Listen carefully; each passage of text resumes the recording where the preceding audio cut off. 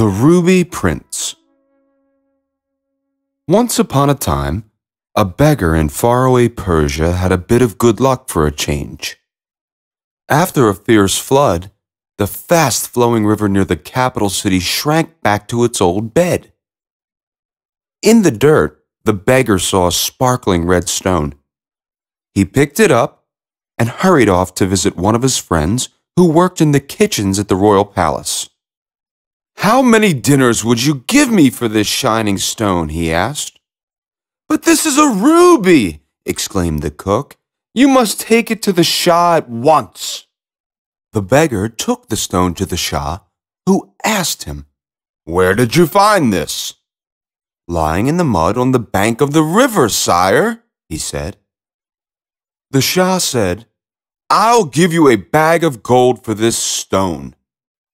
"Sire, this is the most wonderful day of my life," said the beggar, barely able to speak. "My deepest thanks."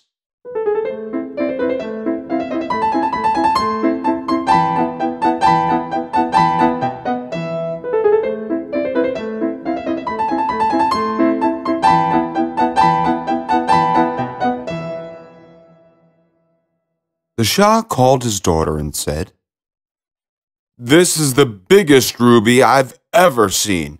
I'll give it to you for your 18th birthday." "It's marvelous," said the daughter. "Thank you so much.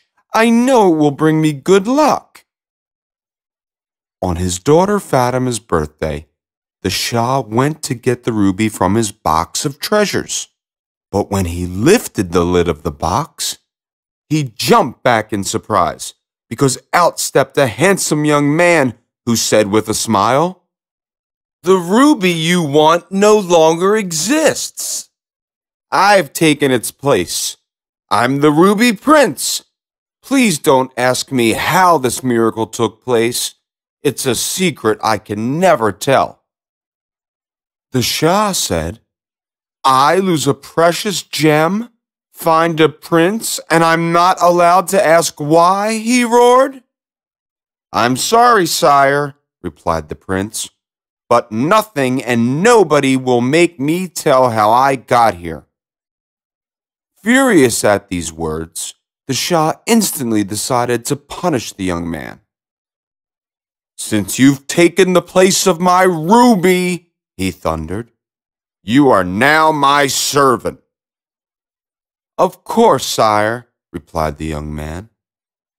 "Then take my golden sword. I'll reward you with the hand of my daughter Fatima if you succeed in killing the dragon in Death Valley."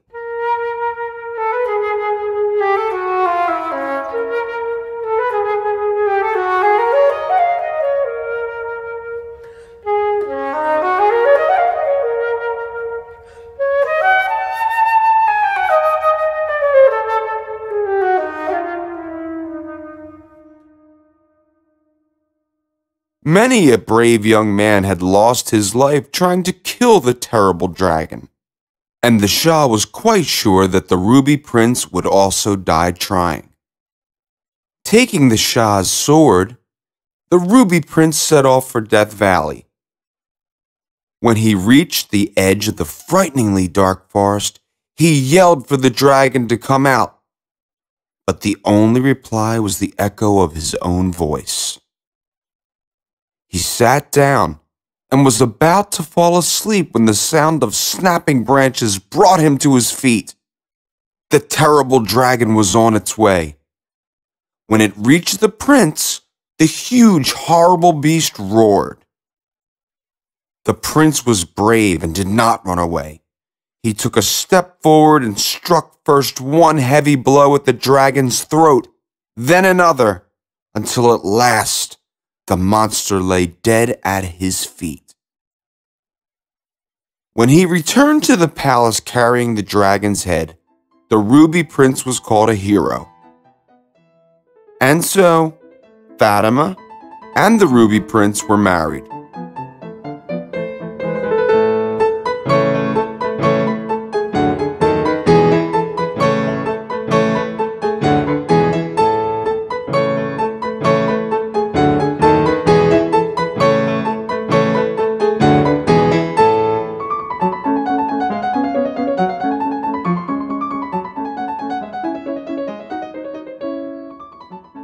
However, as time passed, Fatima became more and more curious.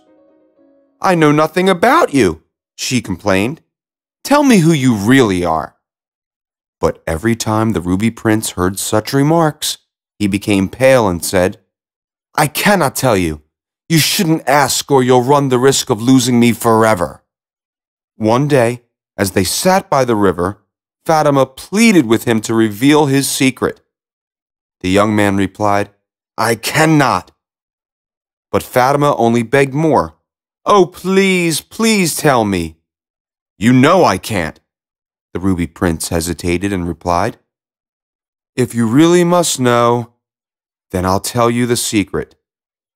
At the very second he was about to reveal his secret, a huge wave swept him into the river. The horrified princess cried loudly for her husband, but he had vanished. Fatima called the guards, and even the Shah ran up to comfort her. But the princess became very depressed.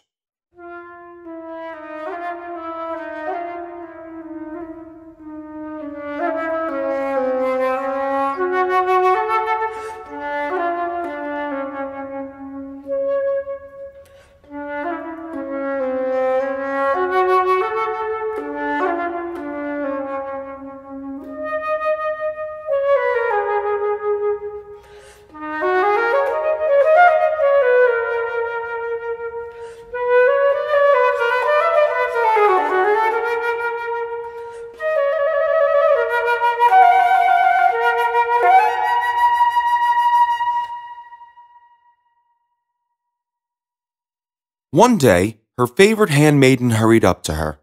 "Your Highness," she exclaimed, "I saw the most amazing thing last night. An array of tiny lights appeared on the river. Then 1,000 little genies draped the riverbank with flowers. Such a handsome young man then began to dance in honor of an old man who seemed to be a Shah.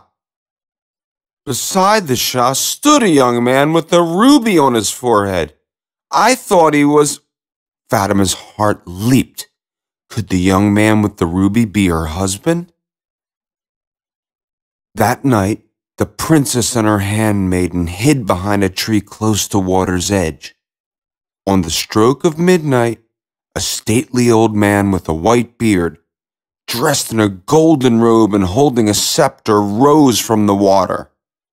Fatima recognized her husband as the young man beside the throne.